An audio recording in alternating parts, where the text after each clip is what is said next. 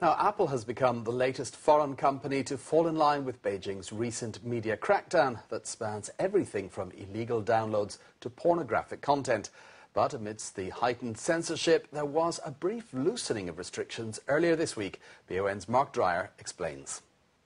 It's been an interesting start to the year for China's increasingly tech and web-savvy population. China recently announced its crackdown on online porn had resulted in a fourfold year-on-year increase in the number of arrests made for distributing illegal content. US multinational Apple, which launched its iPhone in China at the end of last year, now says it's joining the likes of Google and Yahoo to self-police its content according to Chinese law. In Apple's case, this translates into blocking access to Dalai Lama applications in their Chinese App Store.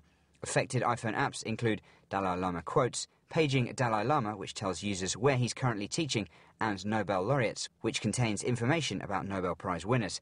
In addition, an app related to Rabia Kadir, the exiled leader of the World Uyghur Congress, blamed by China for instigating the July riots in Xinjiang, is also inaccessible from the local app store.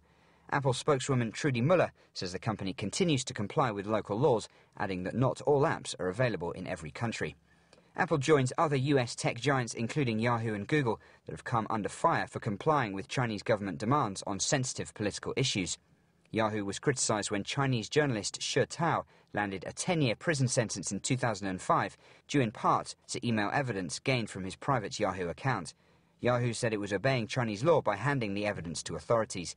Meanwhile, Google drew fire last year both from Beijing for disseminating pornographic content through its Chinese search engine and from others for subsequently censoring its search results. But the restrictions haven't yet reached every corner.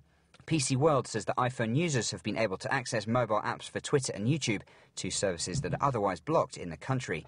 And there was a glimmer of light this week, even if it was short-lived, for those who, like US President Barack Obama, have called for uncensored internet access in China.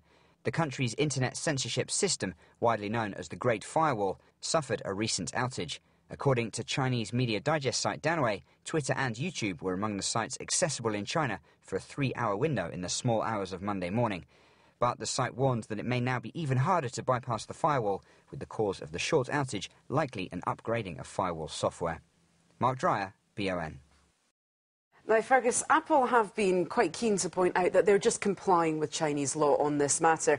They say that they're, as Google and Yahoo before them, they're just following the law to the letter, as it stands here in China. This wider crackdown isn't just on things like illegal file sharing and such like, but also as regards illegal material, illicit material, such as pornography and so on, which is very strongly banned here in China.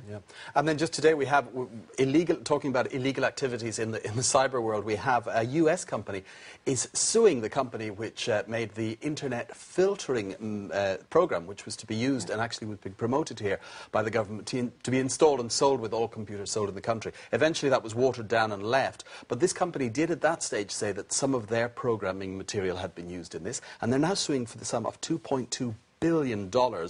Not only the Chinese company that made this, but also the computer companies that agreed to have it installed on their computers. Yeah, absolutely. Now stay with us here on BON News. We continue with NetCheck up in just a moment.